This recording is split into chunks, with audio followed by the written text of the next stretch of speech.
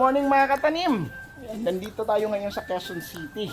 Itong ating ginawa na system dito ay para sa kanyang catering. Ayan, so kausapin natin si Katanim dito. Katanim, kumusta ka? Pakilala ka muna. Magandang araw po sa mga katanim. Oo, so si Katanim natin nanonood din sa video. So siya ang nag-contact sa atin para dito sa kanyang project. Well, ito ay rooftop, ano? Oo, rooftop. Anong size itong rooftop mo? Roughly around 100 square meters, 10 by 10. 10 by 10. So, nung pag-check natin nito, ang mga nakatanim dito ay tanim sa lupa. May mga ano pa dyan, may mga hollow blocks, may mga ano. So, pinaalis natin yon. Ngayon, naging clear na ito na, halos mag-uumpisa na, patapos na yung ating ano dito, construction. So, kumusta ang experience? Magkano bang inabot? Yun yung palagi ang question eh. Sa 100 square meter, magkano ang inabot mo? No, na ano, yun lagi ang mga question ng mga gusto rin mag-invest. No? At saka karamihan, may market ka na ba? Ito si Katanim iba. Kasi sa kanya yung ano, for self-consumption niya yan. Itong lettuce dito para sa kanyang catering. Kung sasagutin, si Katanim makakasagot nun regarding sa magkano inabot. Ayan. As far as total cost is concerned, hindi siya exact value pero ang running bill namin so far is around, I think 300,000. 300,000. Hindi pa kompleto yun, wala pa yung ano. Anong wala? Wala pa yung mga raw materials like 300,000 yung labor pa lang yun. Labor and yung mga bakal, styro kasi yung mga Duracon and nasa nasa mga 100.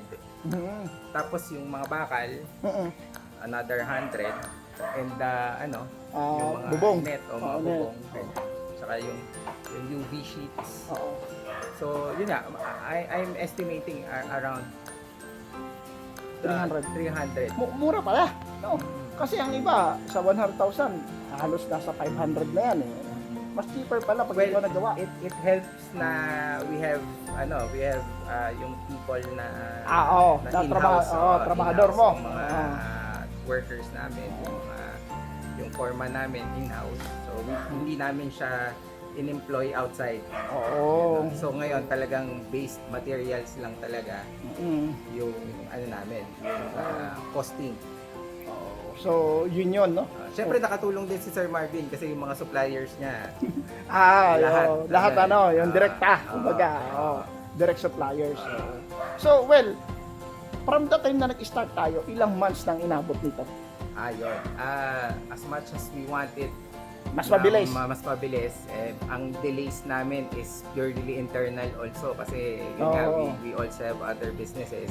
So, yung mga tao namin, syempre, hindi sila totally dedicated dito sa project. So, ang projected sana namin within 2 months, 3 months. Kaya lang, nung kinontak ko si Sir Marvin noon, parang, I think that was March. So, March. Ngayon, na tayo? Nasa July na. July na. July na. 16. So, parang nagkaroon na ng delay ng 2 months. So, nag-extend na to 5 months. Parang ganyan. So, well, hopefully with it, mas malapit na yung finish line. So, in siguro a month, pwede nang nag-germinate na tayo. So may germination na So, may mga kulang pa eh. So sa sa paggagawa nito, mahirap pa sundan yung plano na ibinigay ko, yung nanonood ka sa YouTube, may mga idea ka na regarding doon. Mahirap pa sundan sa first time na hindi ka naman nag-hydroponics before, di ba? Never. So I saw it once, pero Kratky system yon dun sa brother-in-law ko. Okay. Pero it's a totally different system kasi dito NFT na. I wouldn't suggest it to anyone, pero kailangan nyo ng pag NFT system, I would suggest na you really need to consult with somebody who is an expert in the NFT system. If you would do it on your own, I wouldn't suggest it na you do an NFT system without consulting an expert like Sir Marvin. Thank you. Ano masasabi mo sa NFT? Madali lang ba or in theory, Oo. the NFT system should be easy. Mhm. Pero marami siyang small details na Mm. you need to consider Oo. for it to be successful. Hindi katulad nung Kratky system Oo. na ano yan parang kumbaga sa food, yun ang ano Oo. namin yun ang negosyo namin. Parang one pot dish, talagang lagay ka lang ng lagay, di ba? Ganon. Ito, NFT is a different different animal. Oo. So ano siya, the theory is simple pero may mga details, small details siya na you really have to consider para maging successful yung system. Pero ang upside niya is you have better Yes. crops. Yes. Compared to Kratky. Compared to the Kratky system. Sa That's yield why- mo, mas bigger, at saka Oo. mas mabilis. Yes. Tsaka sa labor, hindi ganun ka-labor intensive. Yes. Ilan lang ang ano. Well, kung makikita nyo itong mga katanim kasi, no, ipapakita natin. Kagaya ito ng system natin. No? Nandiyan ang big box na mega packaging per lane. No, may ano siya system, no. Kagaya ng rooftop ng katanim greenhouse, no. Ayan, tapos hinati din yung Duracon para lagyan nitong ano ng Mega Packaging Corporation. Yan, styro. Yan, ang tawag dito NFT, no, insulator. Ayan, no. So nasukat na natin to based dito sa ano ni Foreman, no. Na ano natin si Foreman dito. By the way, sir, matanong ko lang, sir. Para saan tong ano natin project? May bebentahan ka ba rin sa community? Ano bang project mo? Para sa mall ba to? Ano? Okay. Well, our intention is for personal consumption of our business, which is our catering business. Ngayon, if we are successful, na let's say we are producing more than what we consume, then we are planning to sell it to our community. So that's the long-term plan. Yeah. Pero the short-term plan is personal consumption. Personal consumption para sa ano? Para sa catering. Catering. By the way, sir, catering, di ba nagsiserve ka ng mga salad for the catering? Yes. Or may ginagamit ka ba bang lettuce para sa catering mo? Marami kaming ginagamitan. Kasi marami naman iba't ibang klaseng salads. Mhm. So, one of the main ingredients is the lettuce. So, ang plano rin namin, hindi lang one type of lettuce. Theoretically, yun ang ano namin. So, we are planning also sana to produce other strains. Okay, ibang variety, ibang no? variety. So, may target ka na ba na variety? Romaine? O, well, lowland kasi ito. No? Lowland. So, pag sinabing lowland, hindi tayo makapag-grow dito ng icebergs. Yung bilog, no? Diba? So, yun din na-explain natin. Well, ano bang plano mo? May ano ka? Different? May red? May green? Or crunchy? Or romaine? Actually, kung whatever will work, hindi naman ako stricto with yung isang specific type lang, ganyan. So ako parang what will work best for our setup and our kumbaga environment, doon tayo. But ako personally, ang target ko is to produce arugula sana. Oh, pwede naman. Kasi So, ang system natin, sir, sa arugula, same lang naman dito sa lettuce, sa NFT. yun. Marami ka namang system dito. Let's say, sa isang big box, kasi iba ang easy nun 1.4. Sa lettuce natin, 1.2 easy lang. Well, madidiscuss natin yan sooner. Doon, dito ako ano ng mga leafy mo. Like arugula, like yung basil mo, gano'n. Yung mga basil. Pwede gano'n. Pero more of ano yun, pero yun nga, like what you've said, like what you shared to me, we start with the Olmeti, yes. then we experiment with other varieties in the future. Okay. Pero that's the future plan. Oo. Any questions pa regarding dito sa project natin? May question ka ba? So far wala ano na yung ang question ko is what will we acquire next na na mga equipment, ganyan. Ang next mo na is yung cups na. Tsaka Cups. coco pit. Yes, magbabuffer ka na ng coco pit. Okay. Yun na yung next. Parang pre-planting na tayo, pre-sowing na, no? Germination area ayusin ni Foreman, no? well, ibibigay ko sa yung video, no? Ganun lang, same lang din ang table, pero yung drop niya, mas maiksi. So, kahit 3 inches, no? Kasi, So germination may drop. by drop din. Recirculate din ng tubig. Kailangan mo rin yan ng box at saka ng pump. Okay. Pero mas mahinang pump kasi hindi na siya ganun ka, ano, no? Gaya na ano. So, ito si Foreman, no? Kausapin natin si Foreman. Okay. Hello, good morning. Oo, good morning, Por, nanonood ka naman sa video natin, di ba? Oo, nanonood na po ako. Ano mas pogi? Sa personal o sa video? Siyempre sa personal. Nagkakalokohan tayo, Por.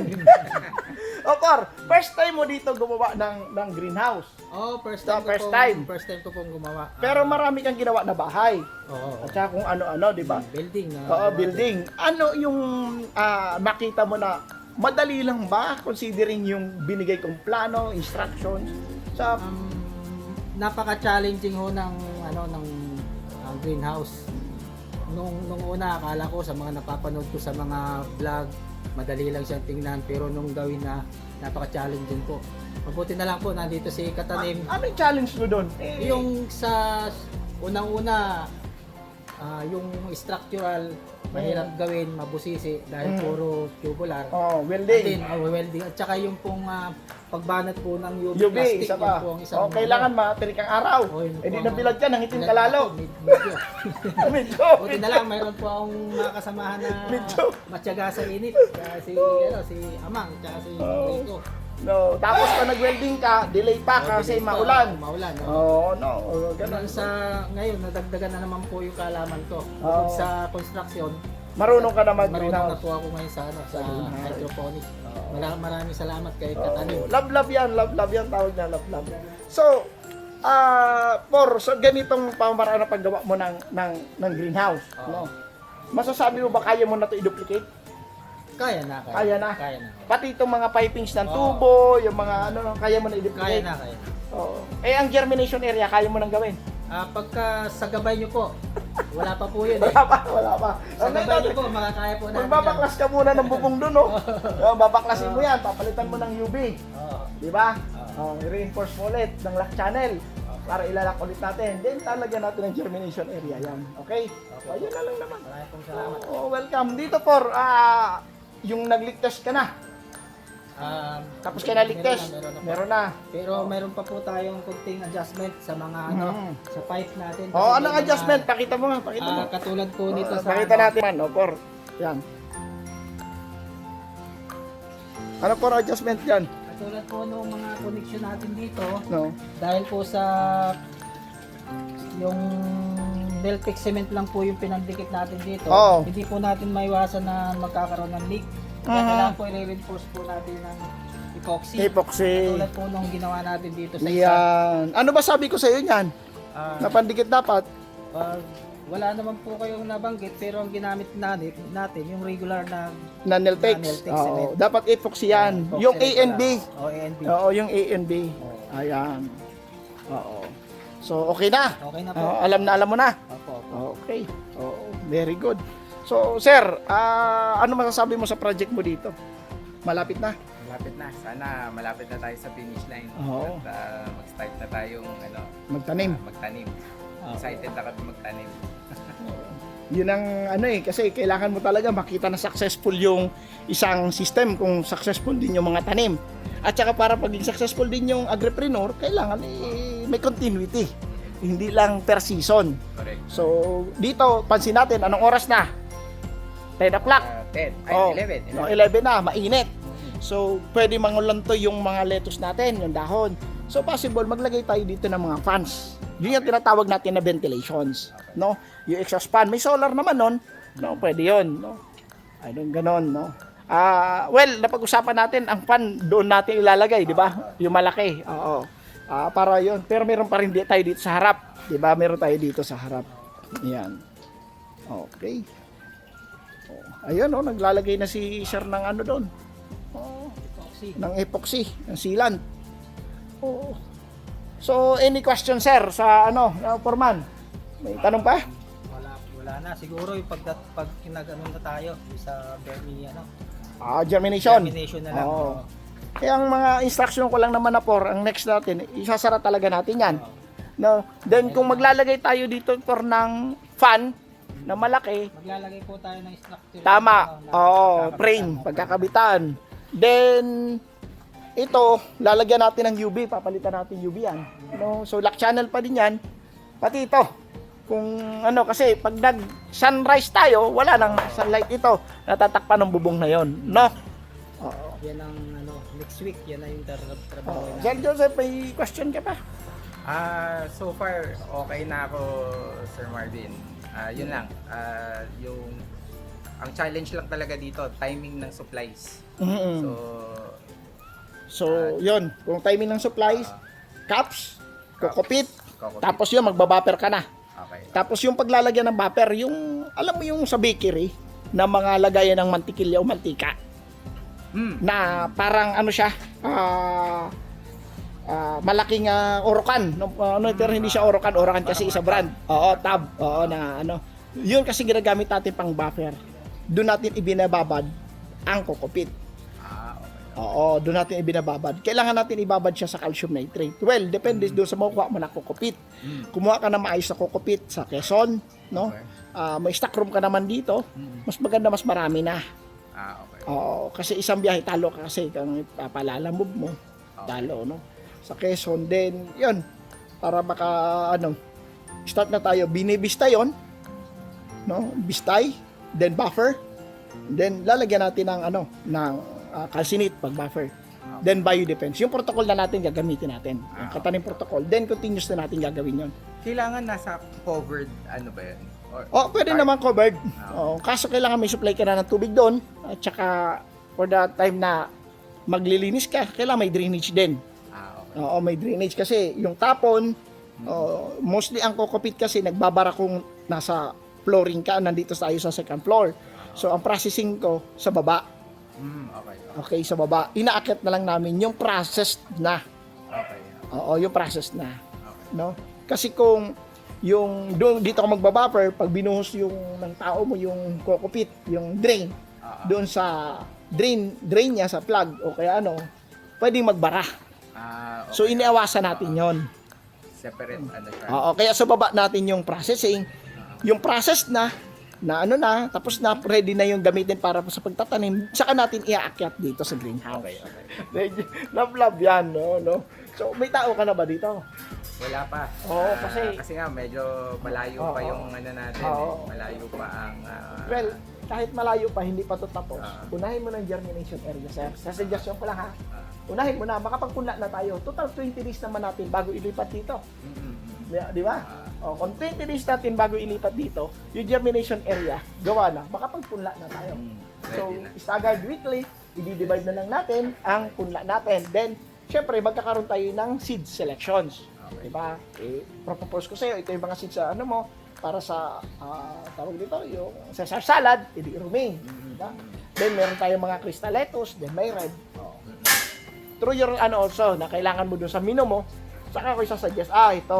Kung nakita ko yan, bibigyan ko sa iyo ng mga recommendations. Then you try it grow here. Then after that, you select, ito mas maganda to. So kailangan mo rin dun ng pang-label. Okay. Yung tag. Okay. Garden tag, then pentel pen.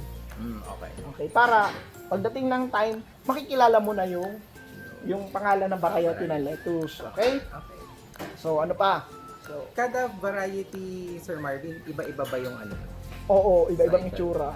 Hindi, Yung- pare-parehas 40 days. 40 days pa Oo. din. Unless lang doon sa mga red talaga natin. Okay. Pero sa red, sa 40 days, meron na. Pero sa amin, katulad namin na nagbebenta kami, parang as a seller, talo kami sa red eh.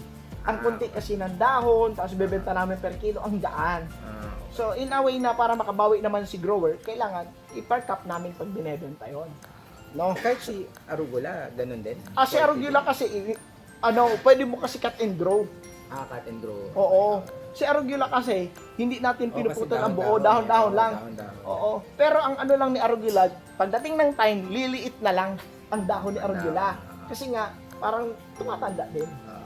Yung tanim. So, doon ka lang magpapalit. Pero, si Arugula is cut and grow. Cut and grow. Si mint, ganon din. Sa mga drinks mo, kung may mint ka, cut and grow. Kaso, naging naging madamo. Yung parang madami na. Yung bushy masyado. Sino pa ba? Wala ka naman siguro ang kale, no? Arugula lang kasi pang salad, o arugula. Parang hindi masyadong Basil, may basil ka. Basil. Ayun. Si basil, kailangan mo lang weekly magtabas.